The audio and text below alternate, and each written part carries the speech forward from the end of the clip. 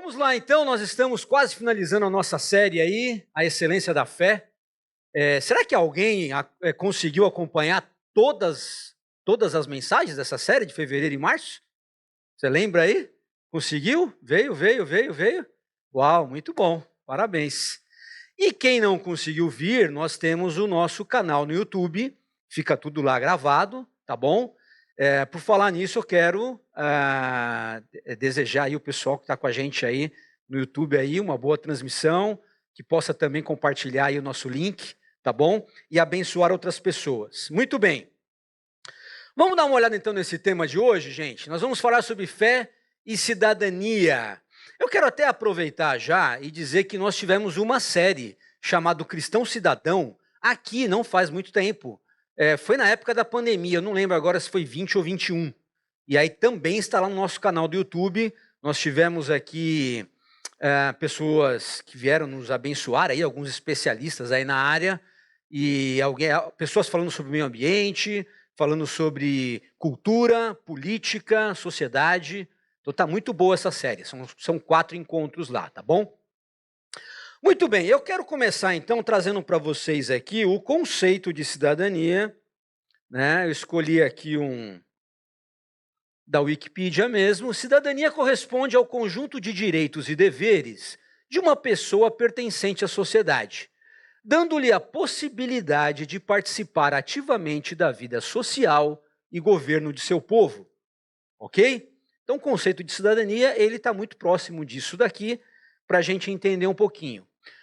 Eu quero trazer um texto, então, para a gente começar. Está lá em 1 Pedro, capítulo 2. Quem quiser abrir aí, também está projetado. Carta de Pedro, capítulo 2, versículos 11 e 12. Diz assim, olha: Amados, eu os advirto como peregrinos e estrangeiros que são, a manter distância dos desejos carnais que lutam contra a alma. Procurem viver de maneira exemplar entre os que não creem. Assim, mesmo que eles os acusem de praticar o mal, verão seu comportamento correto e darão glória a Deus quando ele julgar o mundo.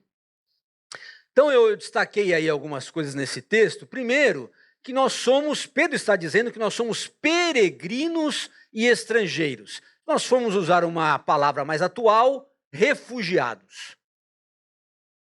Já pararam para pensar nisso? Um cristão é um refugiado nessa terra? Por que nós somos refugiados? Porque nós fomos expulsos do jardim. E nós estamos caminhando para uma cidade.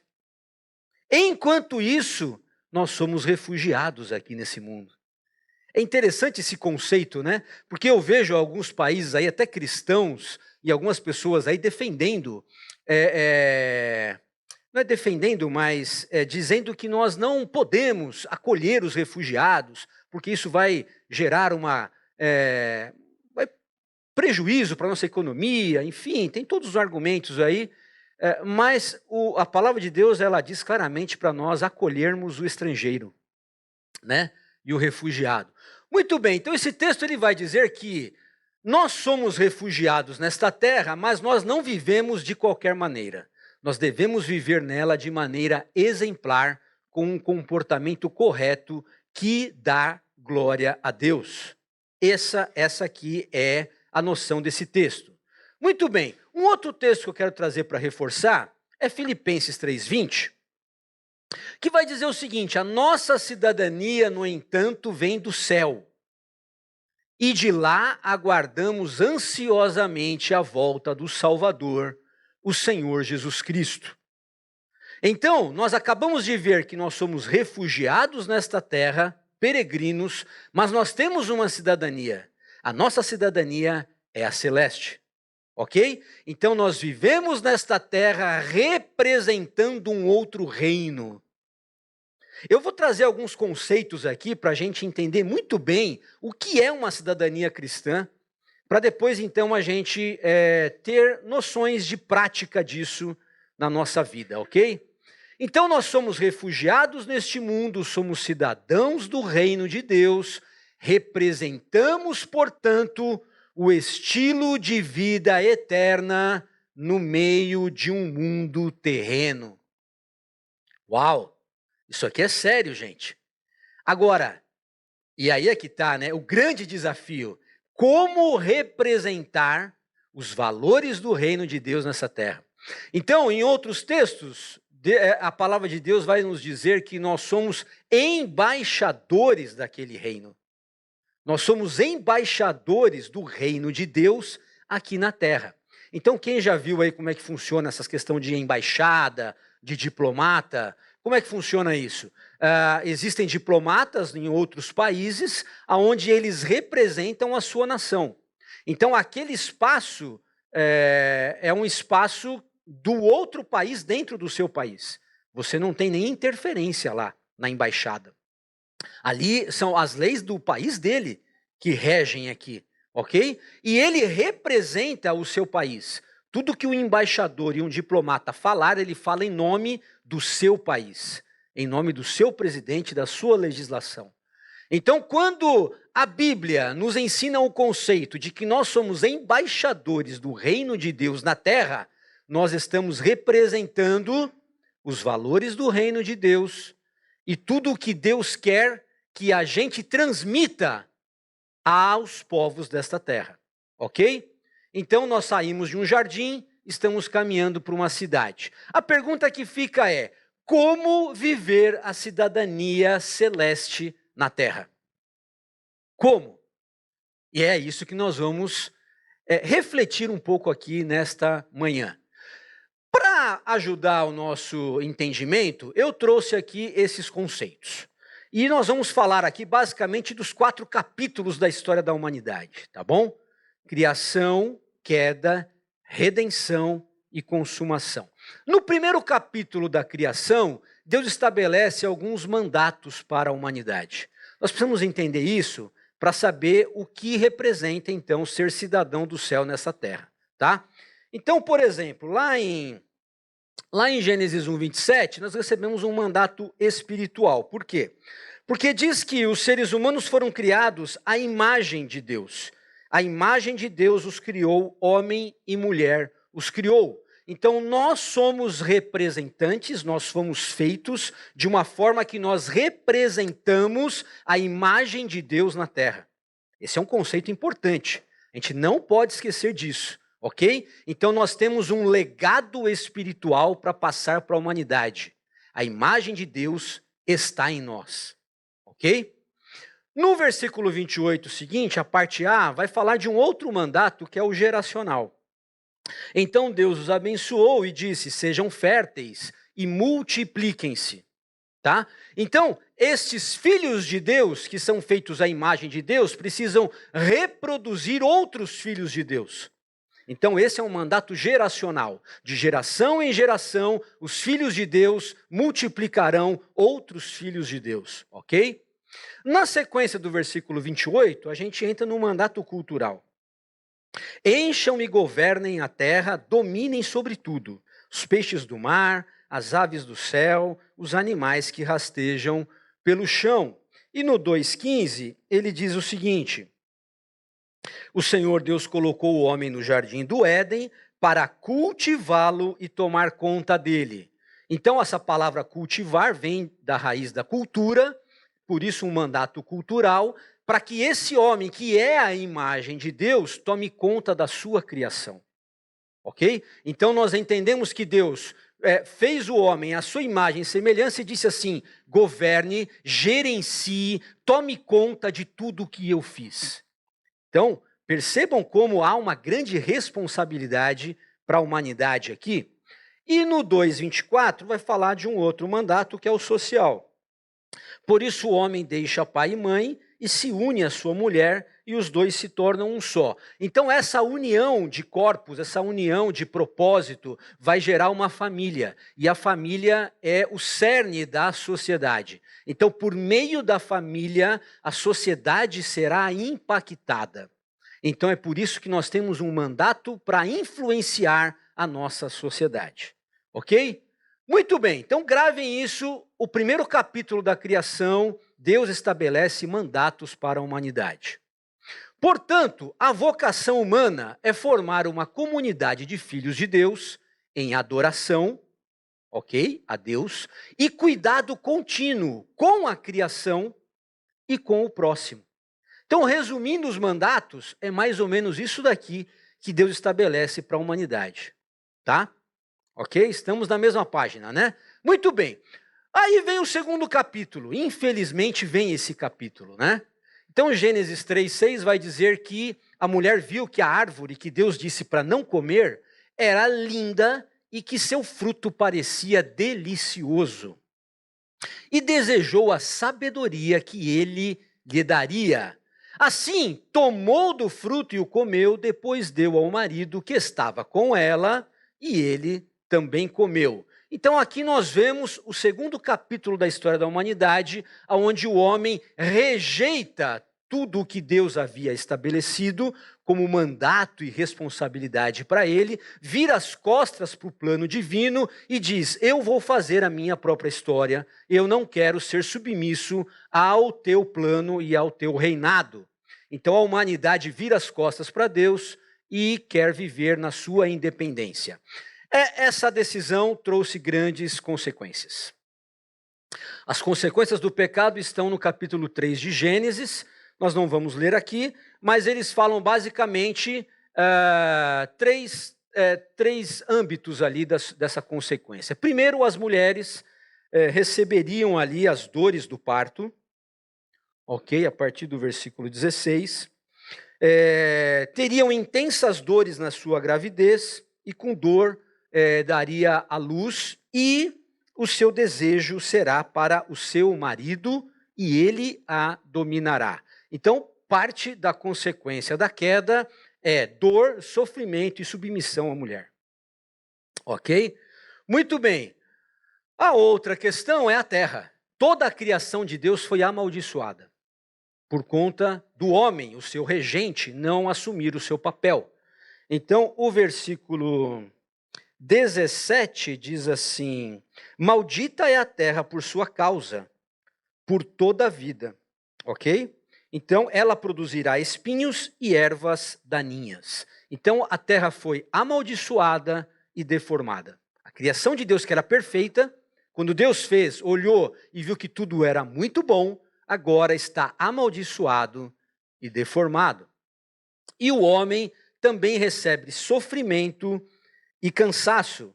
Terá muito trabalho para tirar da terra teu sustento. Com o suor do rosto você obterá alimento, até que volte à terra da qual foi formado. Então nós vemos aqui que o segundo capítulo é uma tragédia. Enquanto no primeiro capítulo tudo que Deus faz é muito bom, no segundo capítulo tudo que o homem faz é muito mal. E aí nós vamos ver então as consequências logo na primeira família. Os filhos de Adão e Eva, Caim e Abel, já têm uma situação ali de entrevero, e Caim mata Abel. Então nós vamos ver que as consequências da quebra daqueles mandatos já se fazem presentes na primeira família da humanidade, por conta de inveja, abandono e morte. E por que abandono? Porque Deus havia estabelecido o cuidado com a criação, o cuidado com a natureza e o cuidado com o seu irmão. Então é interessante que quando Deus vai falar com Caim, após ele matar Abel, ele fala assim: Caim, cadê o seu irmão? O que ele estava querendo dizer é o seguinte: você deveria estar cuidando do seu irmão. E aí o que Caim responde? O que eu tenho a ver com o meu irmão? Sou eu o guardador do meu irmão? Deus estava querendo dizer: sim, você é. Porque vocês receberam um mandato lá para um cuidar do outro. Entendeu? Mas como o pecado entrou, aquilo foi quebrado e foi deformado. Então, a humanidade, em vez de cuidar agora do próximo, ela domina sobre o outro, ela explora o outro e ela se aproveita do próximo. Essa que é a verdade. Muito bem. Se na vocação humana nós tínhamos a condição de formar uma comunidade de filhos de Deus, a natureza caída vai fazer com que a gente reproduza pecadores. Agora nós vamos reproduzir pecadores que foram expulsos do jardim, que multiplicam o mal. Então, no primeiro capítulo, nós reproduziríamos filhos de Deus para a glória dele. Agora nós reproduzimos pecadores que vão multiplicar o mal na terra. Até aí, então, a história está trágica. Graças a Deus, nós temos o terceiro capítulo. O terceiro capítulo, Jesus entra na história, Deus entra na história, trazendo salvação para a humanidade.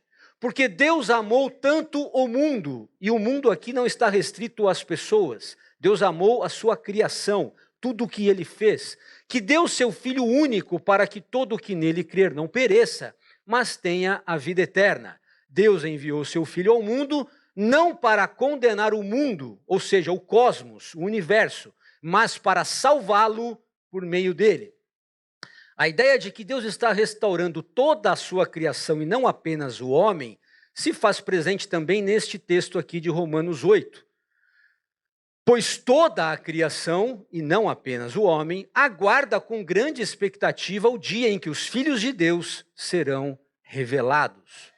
Toda a criação, não por vontade própria, foi submetida por Deus a uma existência fútil, decorrência do pecado, na esperança de que, com os filhos de Deus, a criação seja gloriosamente liberta da decadência que a escraviza.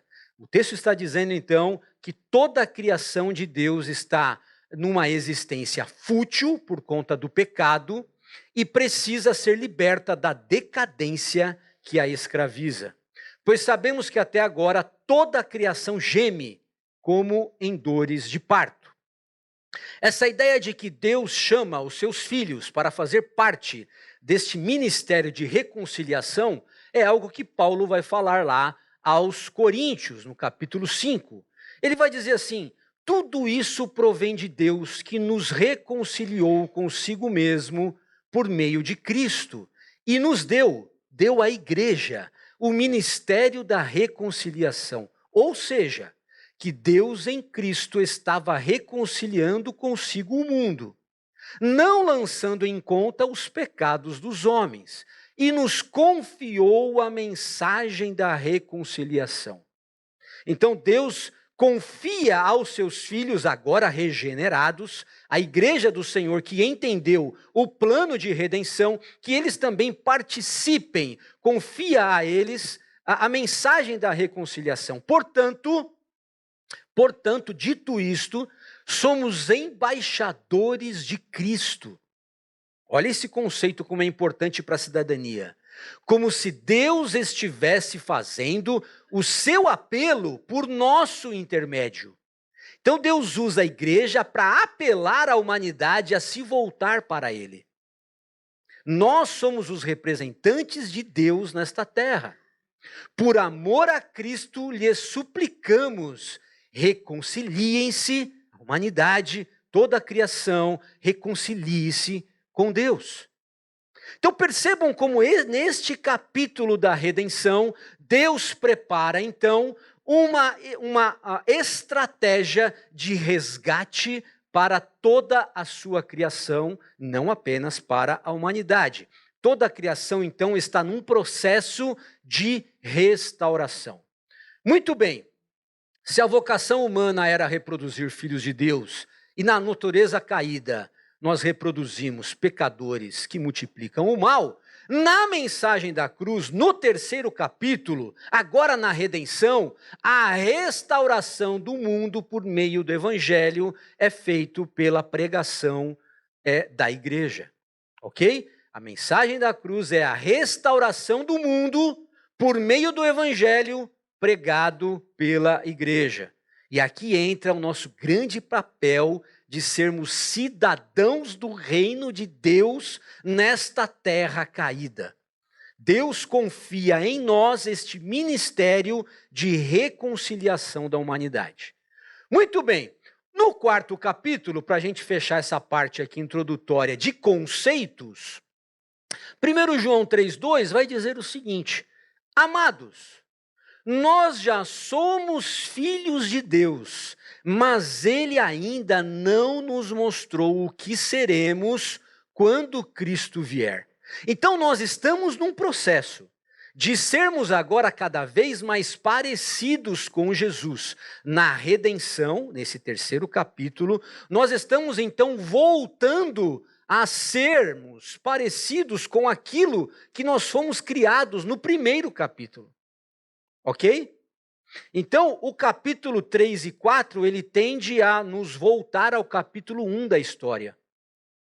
E nos levar a um estágio antes da queda.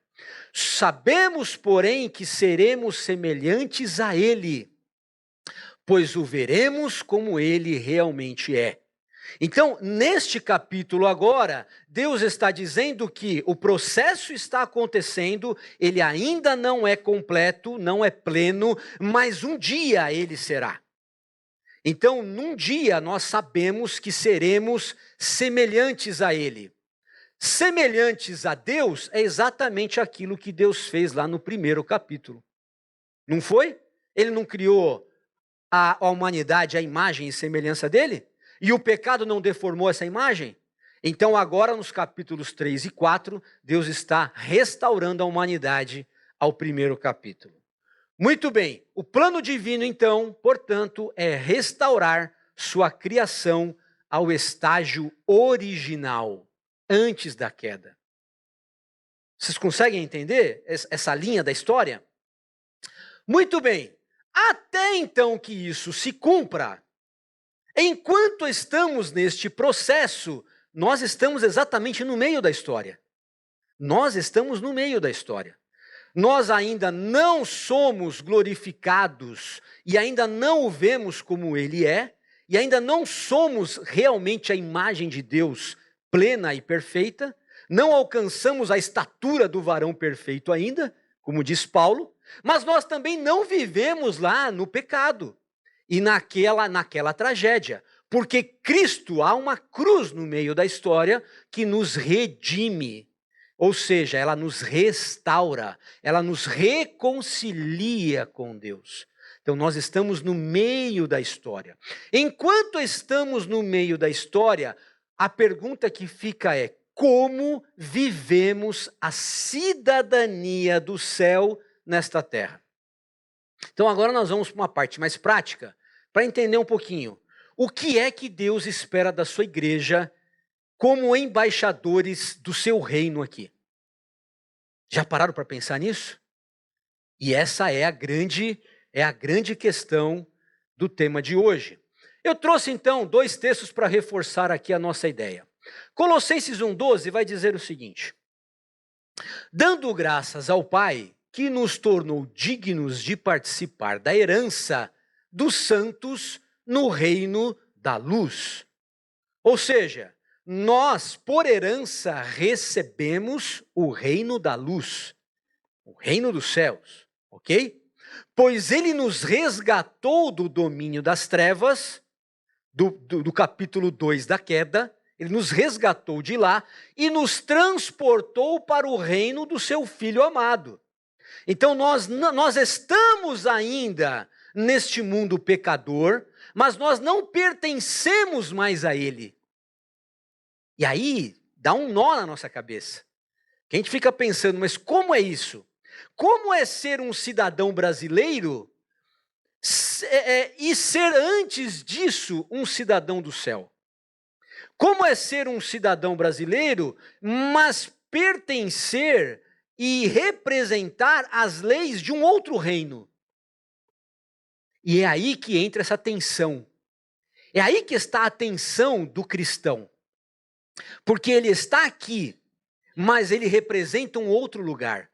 Ele está vivendo entre as pessoas no seu dia a dia, no seu trabalho, na sua vizinhança, na sua escola e faculdade, na sua família, mas ele tem outros valores. Ele agora representa um outro reino, é um reino espiritual, é o reino da luz, como diz o texto de Colossenses. E para reforçar isso, Jesus diz o seguinte: já que vocês vivem no reino da luz, brilhem a luz de vocês diante dos homens. Então, se vocês já estão num reino que brilha, agora, o que acontece agora? É natural que a luz de Deus que alcançou os seus corações reflita por toda a história, por toda a humanidade, para que então eles vejam as suas boas obras e glorifiquem ao Pai de vocês que está nos céus. Então a ideia é o seguinte: a humanidade vai olhar para a igreja do Senhor, a humanidade vai olhar para os filhos de Deus e vai glorificar a Deus. Por quê? Porque verá que estes filhos não andam segundo as leis dos homens, não andam segundo os valores corrompidos desta terra, mas andam segundo os valores do reino de Deus, desse reino da luz. Então, essa manifestação cidadã da igreja, ela reflete os raios do reino de Deus na terra. Esse reino de Deus ainda não chegou, mas ele já está entre nós por meio da igreja. Ok? É essa frase que eu trouxe. A igreja é a antecipação do reino de Deus na terra. Quando as pessoas olham para a igreja de Jesus, elas precisam ver alguns aspectos de um reino que um dia será pleno. O reino de Deus um dia será pleno. Enquanto isso, eles olham para a igreja e já veem traços do reino de Deus. As pessoas precisam olhar para nós, os cristãos, e já perceber que nós vivemos um outro mundo neste mundo.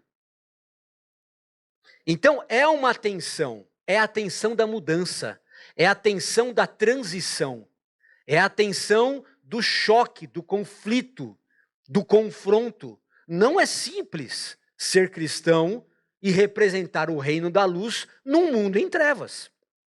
Paulo fala sobre isso, né? Que nós somos como estrelas brilhando num mundo já corrompido e em trevas.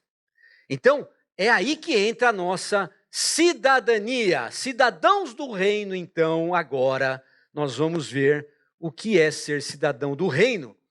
Então, nós vivemos como cidadãos do reino nesta terra, refletindo a luz do reino, refletindo os valores do reino, refletindo o amor do reino, refletindo a justiça do reino.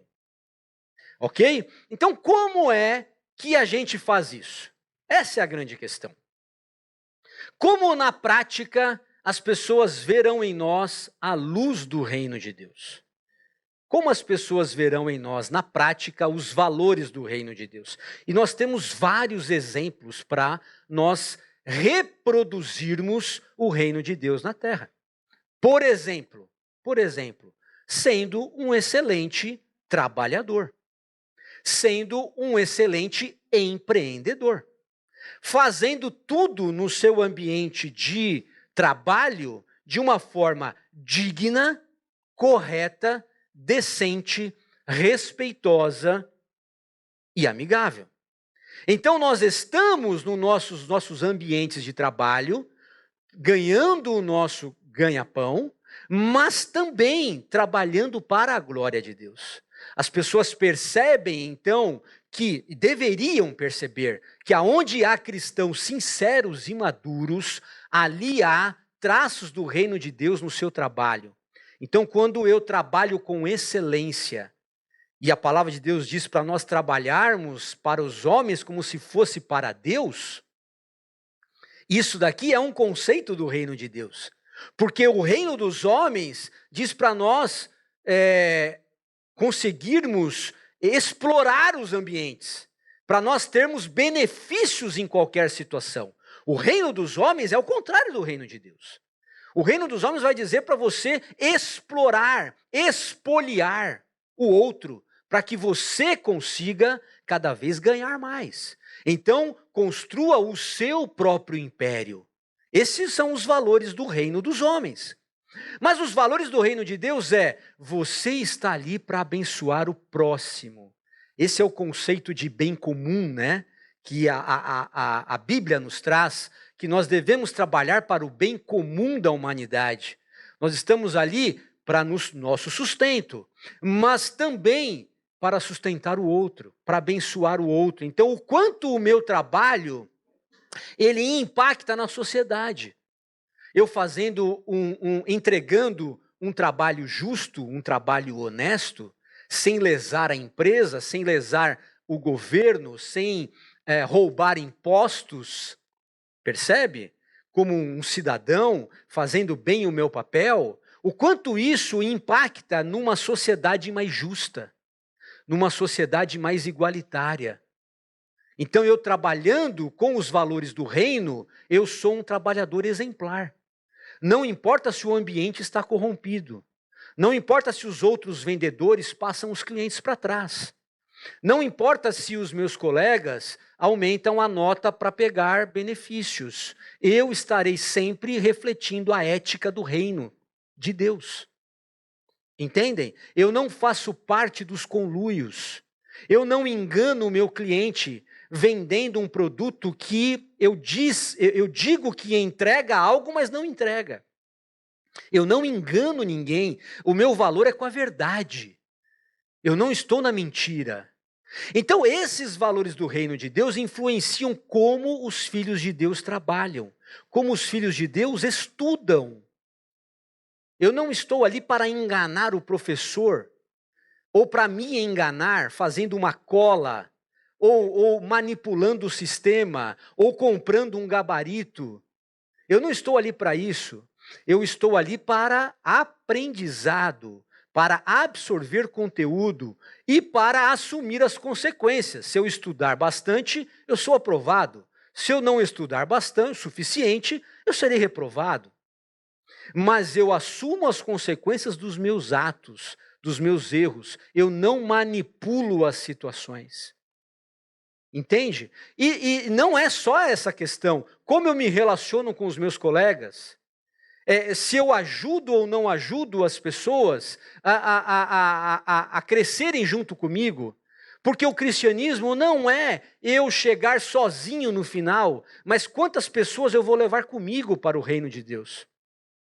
Então esta ideia é quantas pessoas eu posso ajudar a também aprender comigo na escola ou na faculdade. O quanto eu vou ajudar as pessoas nos meus trabalhos em grupo. Então, ou nos meus projetos da empresa. Ou será que eu vou sempre trabalhar solo? Ah, não, eu não quero fazer trabalho, vou fazer sozinho, porque é melhor, assim eu não tenho indisposição com ninguém. Aquele projeto que o meu chefe me deu, eu prefiro fazer sozinho, eu não vou compartilhar nada, não vou compartilhar o conteúdo que eu estudei. Então a gente fica às vezes absorvendo esse egoísmo do reino dos homens. E a gente não reflete o que precisa refletir, que é a generosidade, é o amor, é a compaixão. Então, parte de ser um cidadão dos céus nessa terra, isso tem que refletir por meio dos ambientes que nós estamos. Como eu reflito o amor e a justiça de Deus na minha sociedade? Como eu estou envolvido nos projetos sociais do meu bairro? Como eu estou envolvido nos projetos sociais e espirituais da minha igreja? Como eu estou envolvido nos projetos do meu pequeno grupo? Como eu estou envolvido nos projetos do grande grupo? Então, há muitas oportunidades que nós temos para representar esse reino da luz. Na minha família, por exemplo, como eu me posiciono nos meus grupos lá da família, nos embates da família, nas questões onde há situações onde as pessoas que são familiares muitas vezes não se entendem. O que Deus espera de um reino, de um filho dele, do seu reino, para impactar aquela família? Para gerar ali compreensão, para gerar ali respeito, para gerar ali um ambiente de amor, de graça e de perdão? Ou será que muitas vezes nós estamos fomentando a discussão, jogando querosene na fogueira? Quantas vezes nós queremos nos posicionar de uma forma agressiva? Então, tudo isso é representar o reino de Deus. Como eu me relaciono com os meus vizinhos? Com as pessoas que moram perto? com as pessoas que estão do meu lado? Como eu me relaciono com as pessoas com o carro que está do meu lado no trânsito? Eu estava vindo para cá, aí um rapaz me fechou. Eu buzinei, tomei um susto, brequei, e ele foi embora. No farol, paramos um do lado do outro. Aí ele abaixou o vidro, eu abaixei o vidro. Falei, meu amigo, você me fechou ali atrás. Aí ele, fechei. Assim, bem irônico. Aí eu falei, não, tudo bem, mas você me fechou ali. Mas tudo bem, vamos tocar a vida. Beleza. Aí acho que ele ficou pensando, ele estava com uma moça atrás, tal, não sei o quê. No outro farol nós paramos de novo. Um do lado do outro. Aí ele pediu para eu baixar o vidro de novo, eu baixei o vidro. Ele falou assim, eu preciso te pedir perdão. O rapaz falou para mim, eu preciso te pedir perdão, porque a moça aqui me fez eu refletir, realmente eu tinha te fechado, e você foi até educado comigo, mas... Então, graças a Deus, as coisas se apaziguaram. Aí ele falou, um bom domingo para você. Eu falei, para você também, meu querido, vai com Deus, tal. E ali deu tudo certo. Então, percebe, se eu jogo fogueira, se eu jogo querosene na fogueira, o negócio poderia gerar uma discussão pior. Então, a gente tem que entender que em todos os momentos nós estamos refletindo o reino da luz nesse mundo de trevas. E isso faz parte da nossa cidadania. Muito bem. A cidadania cristã, portanto, então, ela vai ser baseada muito num cristão politicamente ativo. Por quê?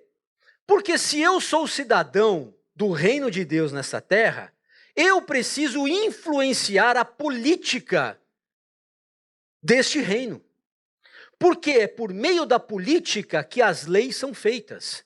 E as leis influenciam a nossa vida, a nossa família, a nossa igreja, a nossa comunidade. Então eu não posso ser um cristão avesso à política.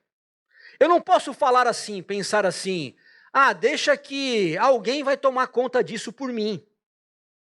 Ou outro pensamento assim, esse ambiente é tão podre que eu não quero nem fazer parte disso. Eu já estou desiludido dos políticos, ninguém presta lá mesmo.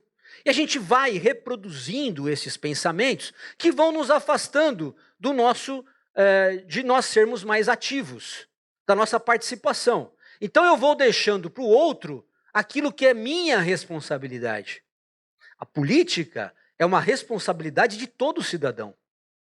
É ali que nós fazemos o bem comum para toda a humanidade. Se tiverem pessoas representando os valores do reino de Deus ali, nós teremos leis mais justas. Nós teremos leis mais adequadas ao cristianismo. E se nós nos ausentarmos do debate político e deixarmos para que os maus governem, as consequências virão. Martin Luther King tem uma frase muito boa nisso, né? Ele diz o seguinte, eu não me preocupo com o grito dos maus. Eu me preocupo com o silêncio dos bons. Então, essa é a questão. Se aqueles que deveriam estar influenciando a sua geração, a sua cultura e a sua sociedade se calar e dizer assim, não, eu só estou aqui para discutir coisas espirituais. Eu só estou aqui para ler a Bíblia. Eu não preciso ler nenhum outro livro. Como nós já tivemos esse pensamento lá no passado, né? Pessoas vieram nos ensinar que nós não precisávamos de conhecimento humano, científico, tecnológico. Tudo isso são coisas ruins da humanidade, do progresso humano.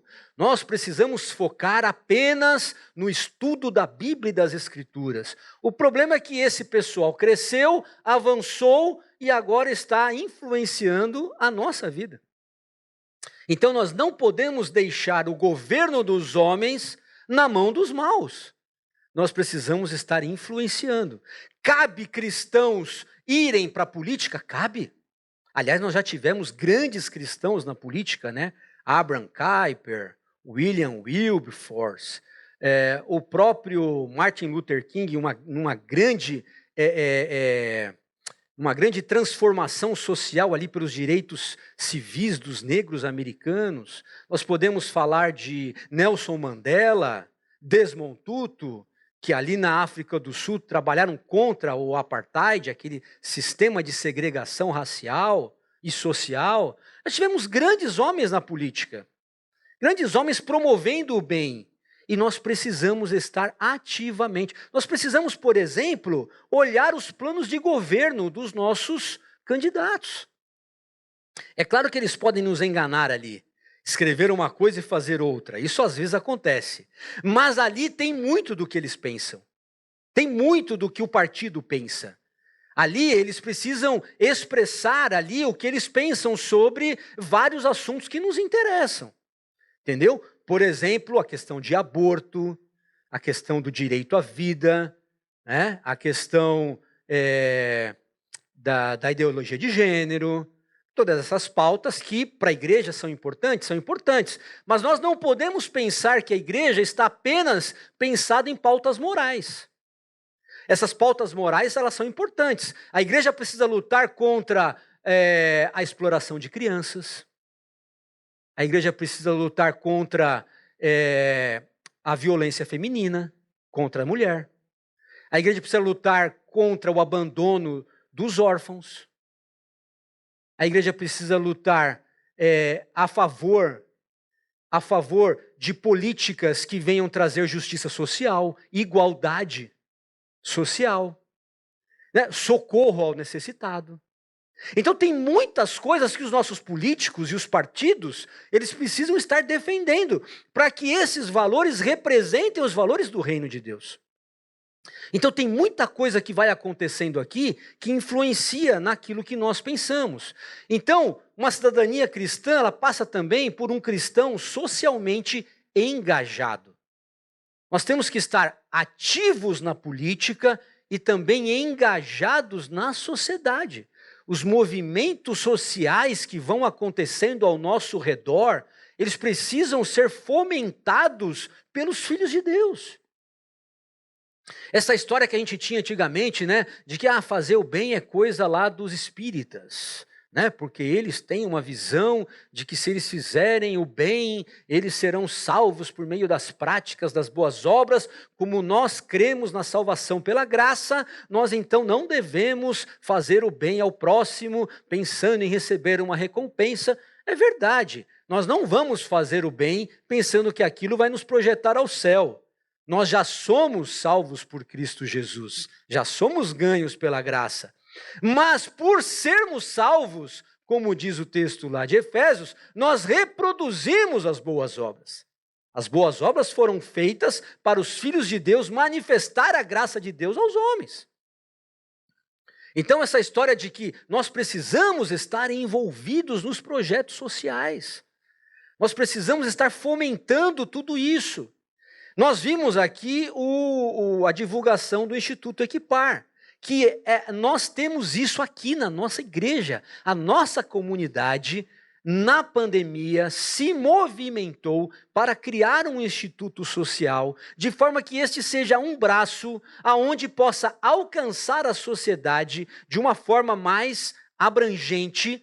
Então a igreja tem no Instituto Equipar um grande aliado para levar os valores do reino de Deus. Então, quando ele está capacitando uma criança com educação, e uma educação concernente ao evangelho, ele está criando, então, nessas crianças, uma ideia e uma formação cristã intrínseca ali, que ele vai reproduzir isso em toda a sua vida.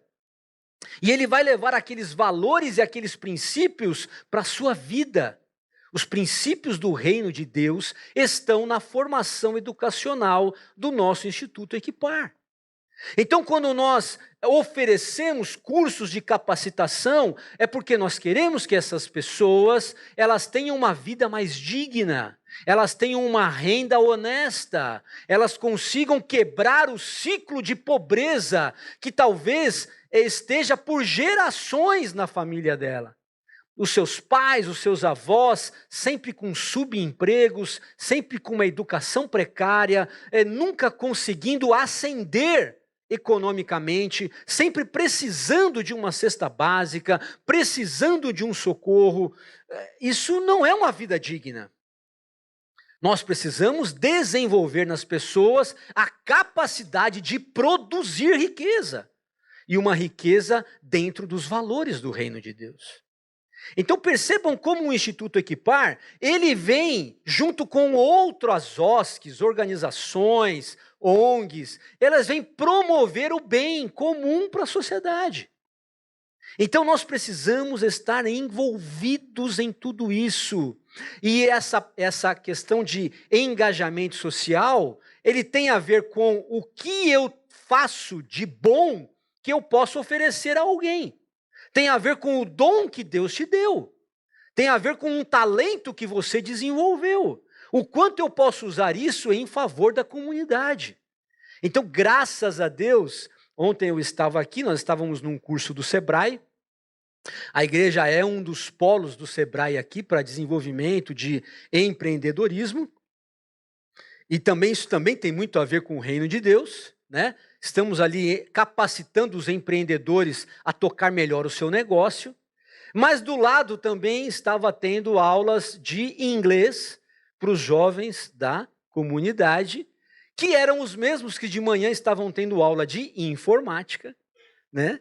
Os jovens da comunidade. E de manhã também teve o PEP, que é o Programa de Educação por Princípios para as Crianças, que também... Então, de sábado aqui, gente, é um dia maravilhoso, porque nós abrimos o nosso prédio para a sociedade. Nós abrimos tudo gratuito, ninguém paga nada. Por quê? Porque esta igreja entendeu o valor que é ser relevante na sociedade. Uma igreja relevante na sociedade. Nós não estamos aqui com este prédio exclusivo para os filhos de Deus ali estarem aumentando a sua fé. Claro que tudo isso é muito bom. Nós estamos aqui para isso também. Nós estamos promovendo aqui uma fé verdadeira nas pessoas e, ao mesmo tempo, praticando essa fé. É o que Tiago fala lá. Pô, mas você tem fé, mas se você não pratica isso, a sua fé é morta. Então, graças a Deus, nós estamos numa igreja bíblica, onde nós entendemos os conceitos e os valores do reino e temos a oportunidade de praticar isso na sociedade. É muito importante o cristão cidadão, então, fazer parte da história do seu bairro. Um cristão cidadão, ele também é responsável pelo meio ambiente onde ele está. Então, o quanto eu tenho cuidado do lixo que eu descarto, por exemplo. Porque não existe jogar fora. Ninguém joga nada fora do planeta. Você já viu sair alguma nave espacial com lixo e jogar lá na órbita, depois da órbita da Terra? Não existe. A gente joga tudo dentro. A gente não joga fora. A gente joga tudo dentro do planeta. Então, tudo o que nós fazemos influencia nisso. Nós recebemos um mandato cultural lá, para cuidar, criar, gerenciar a criação de Deus. Nós recebemos um mandato cultural de cuidar da criação de Deus. Agora, como eu lido com a natureza tem a ver com a responsabilidade que Deus me deu. Então, o quanto eu consumo de coisas desnecessárias? Será que o meu estilo de vida é um estilo de vida apropriado ao que eu deveria ter e consumir? Ou eu compro e consumo muito mais coisas do que eu preciso? Porque tudo isso gera ele gera uma corrente de produção desnecessária. E tudo isso tem impacto no meio ambiente, gente. Tudo isso tem impacto. O que eu como, o que eu compro, o que eu visto, tudo isso tem impacto no meio ambiente. Então, como é que a gente está lidando com estas questões? Será que eu olho para essas questões quando eu escolho um político? Será que ele está preocupado com o meio ambiente? Ou ele está defendendo apenas uma causa das grandes empresas, né? do crescimento econômico, que também é bom. Nós precisamos ter crescimento econômico, mas com responsabilidade ambiental. Então as coisas precisam ser equilibradas. Então será que o partido que eu voto, ele só está pensando num lado da história e está descartando o outro? Então tudo isso influencia demais na nossa cidadania. E uma igreja que dialoga com a sua cultura. Porque nós recebemos lá o mandato cultural. Tudo que o homem produz, ele produz para benefício e em prol do bem comum. Então, o quanto nós estamos dialogando com essa cultura, não só para propagar o evangelho, mas também para divulgar, para expandir os valores do reino de Deus. Então, nós precisamos estar atentos a todas essas questões: política, sociedade, relevância na cidade, o quanto eu cuido da minha cidade, né? Ou será que eu ainda jogo papel no chão, por exemplo? Eu ainda jogo lixo no chão. Alguém vai limpar, alguém vai tirar. Entende? Então, são coisas pequenas que Deus espera de nós, que refletem aqueles que vivem o reino da luz. Aqueles que vivem o reino da luz devem brilhar a sua luz no meio do reino das trevas. Então, um cristão cidadão, ele tem muito de participação na sociedade. Agora, e a fé? Como fica a fé em tudo isso? Aliás, a nossa série é fé, né? A excelência da fé. Então, por que eu preciso de fé para ser um bom cidadão? Eu preciso de fé para ser um bom cidadão do reino de Deus, sim. Para representar os valores do reino nessa terra, eu preciso ter muita fé. Muita fé. Então é necessário crer, por exemplo, na proteção de Deus. É necessário crer e confiar no cuidado de Deus. É necessário descansar na justiça de Deus. É necessário acreditar na provisão de Deus. E é necessário assumir essa minha identidade como cidadão do reino de Deus nessa terra. Então, se eu não acreditar na proteção, no cuidado, na justiça e na provisão de Deus, eu não vou ser um bom cidadão no reino de Deus. Eu vou tomar conta apenas dos meus próprios interesses, porque eu não confio que Ele vai me prover. Eu não confio que Ele vai cuidar de mim. Então a fé, ela é fundamental para que eu entre em confronto com as trevas. Somente crendo que Deus está acima de todas as coisas, apenas crendo na soberania de Deus, é que eu tenho coragem de lutar contra um sistema corrupto. Porque senão eu vou ser sucumbido. Senão é melhor eu me silenciar, como muitos fazem. E aqui está a grande questão. Muitos cristãos não se posicionam por falta de fé. Eles não acreditam no cuidado, na provisão e no amor de Deus pela vida deles, no controle de Deus pela vida deles. Então, é melhor eu ficar quieto. É melhor eu não entrar em conflito com ninguém. Porque quando eu entro em confronto com o sistema, eu pago o preço por isso. Um cristão cidadão, ele vai automaticamente receber o impacto de lutar contra o mal. Ele vai. Nas redes sociais, no Twitter, no grupo da família, aonde você se posicionar dizendo os valores do reino, você será combatido. Você receberá uma enxurrada de críticas.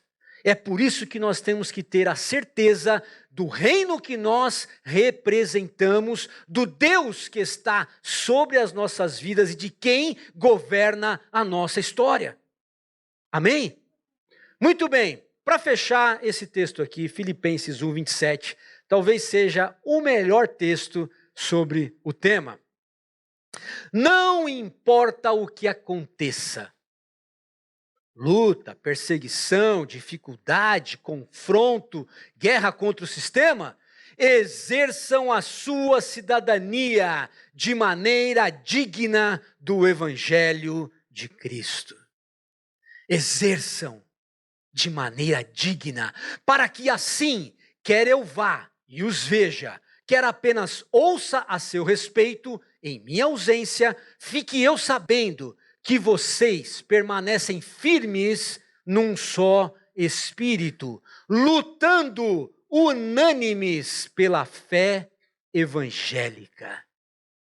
Lutando unânimes pelos valores do reino de Deus. Nós somos embaixadores do reino da luz num mundo em trevas.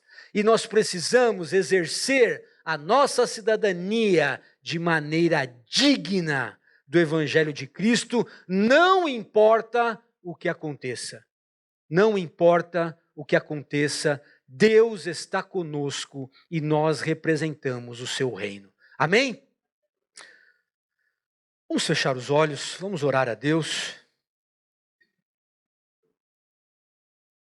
Senhor, muito obrigado, Pai, por essa palavra que nos ajuda a entender o nosso papel na sociedade. Obrigado, Deus, porque as tuas escrituras são claras em nos dizer que há um reino de Deus superior ao reino dos homens. E este reino de Deus, ele está sendo revelado por meio dos seus filhos. E nós estamos a cada dia recebendo os traços da luz do reino, já neste mundo em trevas. Obrigado, Deus, por confiar a nós, a sua igreja, este ministério da reconciliação. Nós estamos aqui fazendo parte, Senhor, de um grande projeto transformador, redentor. Obrigado. Deus, não é porque nós somos capazes, mas é porque o teu Espírito nos capacita. Senhor, como é difícil ser cidadão do reino de Deus nesta terra. Como é difícil, Senhor, estar refugiado neste mundo. Mas o Senhor nos sustenta. O Senhor nos ajuda a cada dia a tomarmos coragem de nos posicionarmos, Senhor, na prática do bem, do amor e da justiça. Que o Senhor nos ajude, Pai, que a tua igreja cresça. Cresça, Senhor, em número, cresça também em relevância.